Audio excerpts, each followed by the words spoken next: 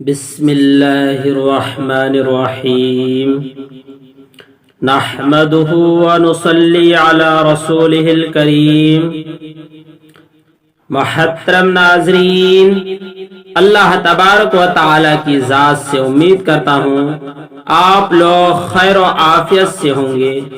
میری دعا ہے کہ اللہ پاک آپ لوگوں کو ہمیشہ خوش رکھے۔ ناظرین گرامی، آج کا ویڈیو بہت ہی خاص اور قیمتی ویڈیو ہے۔ تمام ناظرین حضرات سے گزارش کرتا ہوں کہ ویڈیو کو مکمل آخر تک دیکھیں۔ ناظرین گرامی، رسول اللہ صلی اللہ علیہ وسلم جب اسلام قبول کرنے والوں سے بیعت لیتے تو نماز کا عہد ضرور لیتے۔ وفد عبد قیس بارگاہ نبوی میں حاضر ہوا تو آپ نے ان کو 4 باتوں کے کرنے کا حکم دیا اور 4 باتوں سے رکنے کا حکم دیا۔ جن 4 باتوں کے کرنے کا حکم دیا ان میں توحید کی شہادت کے بعد پہلا حکم نماز کا تھا۔ آپ صلی اللہ علیہ وسلم نے اسلام کے اہم اجزاء سمجھانے کے لیے فرمایا کہ اسلام کی بنیاد 5 باتوں پر ہے۔ یہاں بھی آپ صلی اللہ علیہ وسلم نے توحید کی شہادت کے بعد سب سے پہلے نماز قائم کرنے کا حکم دیا۔ آپ نے نماز کی اہمیت واضح کرنے کے لیے اس کو ایمان کا درجہ عطا فرمایا اور ارشاد فرمایا، جس نے نماز چھوڑ دی گویا اس نے کفر کیا۔ من ترکھا فقد کفر۔ نماز کا عمل آپ صلی اللہ علیہ وسلم کو کس قدر محبوب و مقبول تھا، اس کا اندازہ آپ کے اس قول سے کیجئے جس میں آپ نے فرمایا کہ میری آنکھوں کی ٹھنڈک نماز میں رکھی گئی ہے۔ نماز سے آپ کو راحت ملتی اور سکون قلب حاصل ہوتا۔ آپ حضرت بلال رضی اللہ عنہ سے فرماتے، نماز قائم کر کے ہماری راحت کا سامان کرو۔ ناظرین گرامی، شریعت میں نابالغ پر عبادتیں فرض نہیں کی گئی ہے، لیکن آپ نے خاص طور پر نماز کے بارے میں فرمایا کہ جب بچہ 7 سال کی عمر کا ہو جائے تو اس کو نماز کا حکم دو، اور جب 10 سال کی عمر کو ہو جائے اور نماز نہ پڑھے تو اس کو تنبیہ کرو۔ ناظرین گرامی، منشاء نبوی یہ تھا کہ بچوں پر اگرچہ نماز فرض نہیں ہے لیکن ان کو شروع سے نماز کی عادت ڈالی جائے۔ عبادات میں نماز کو بعض ایسی خصوصیات حاصل ہے جو کسی اور عبادت کو حاصل نہیں ہے۔ مثلا نماز کے علاوہ تمام عبادتیں ایک طبقہ پر ہے، دوسرے طبقہ پر نہیں ہے۔ زکوٰۃ مالداروں پر فرض ہے، غریبوں پر نہیں۔ روزہ صحت مندوں پر ہے، بیماروں پر نہیں۔ سفر حج کی فرضیت کے لیے صحت مند اور صاحب استطاعت ہونا ضروری ہے۔ جو صحت و استطاعت سے محروم ہو ان پر حج فرض نہیں۔ قربانی کے لیے مالدار ہونا ضروری ہے، غریبوں پر قربانی کرنا فرض نہیں۔ اگر کسی علاقے میں جہاد فرض ہو تو اس کا حکم مردوں اور جوانوں کے لیے ہے، عورتوں اور بوڑھوں کے لیے نہیں۔ لیکن نماز ہر ایسے شخص کے لیے ضروری ہے جو ہوش و حواس میں ہو، صحت مند ہو یا بیمار ہو، جوان ہو یا بوڑھا ہو، طاقتور ہو یا کمزور ہو، مالدار ہو یا غریب ہو، مرد ہو یا عورت ہو، مسافر ہو یا مقیم ہو۔ اسی طرح دوسری عبادتیں یا تو مکمل طور پر فرض ہے یا فرض نہیں ہے۔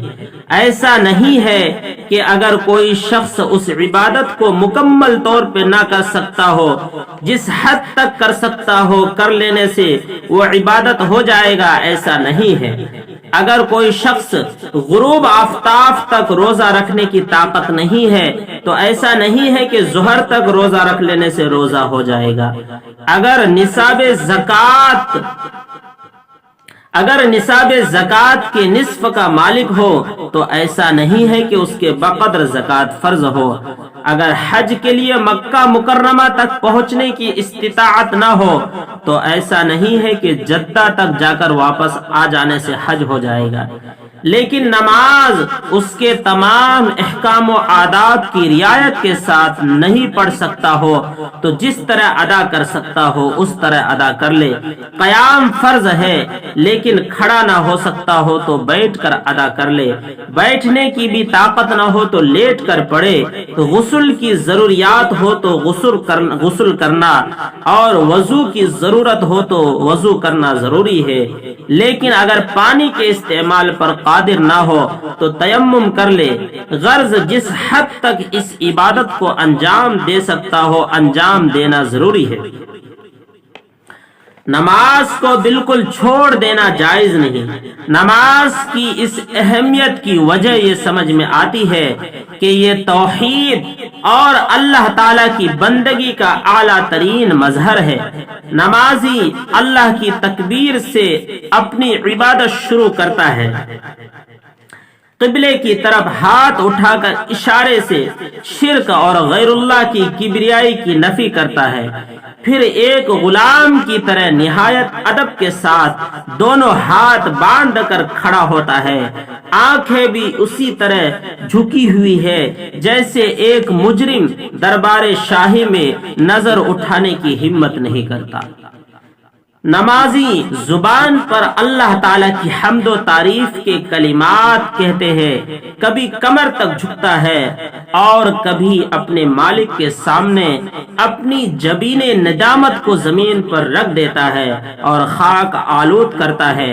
جب جھکتا ہے تو زمین پر اللہ کی پاکی کا ذکر ہے اور جب اٹھتا ہے زبان اللہ کی بڑائی کا نعرہ لگاتی ہے، کبھی التجا کرتا ہے کبھی اپنی غلطیوں کی معافی مانگتا ہے، اس کے جسم کا کوئی حصہ آزاد نہیں، وہی کچھ کرتا ہے جو اللہ کے رسول نے کہنے کا حکم دیا، وہی سب کرتا ہے جس کو آپ نے ہدایت فرمائی، اسی جگہ دیکھتا ہے جہاں نماز کی حالت میں آپ صلی اللہ علیہ وسلم کی نظر ہوا کرتی تھی۔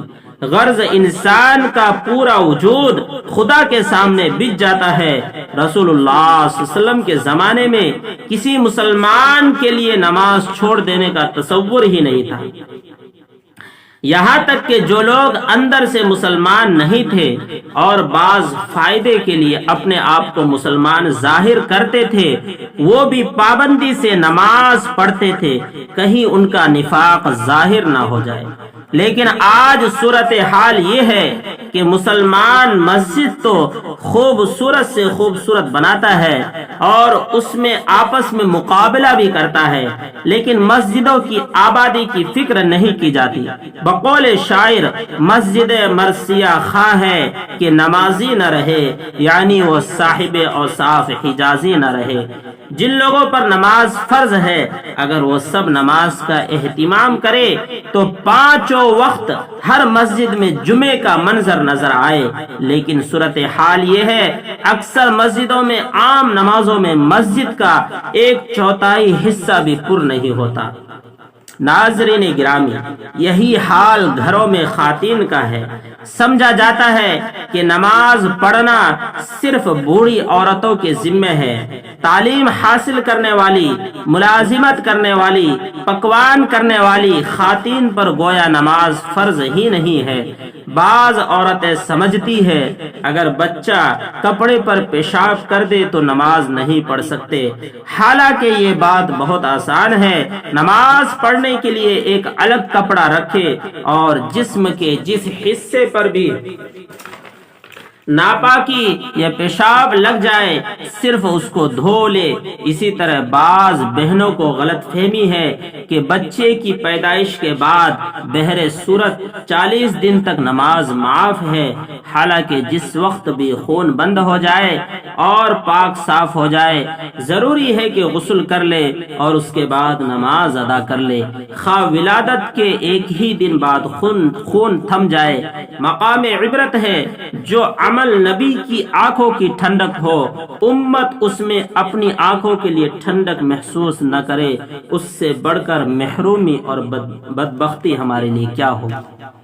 ناظرین گرامی، تمام دینی معلومات کے لیے، تمام مسئلے مسائل وغیرہ کے لیے، حمد و نعت کے لیے ہمارے چینل کو ضرور سبسکرائب کریں، ہمارا ساتھ دیجیے، اللہ تعالیٰ آپ کا ساتھ دے گا۔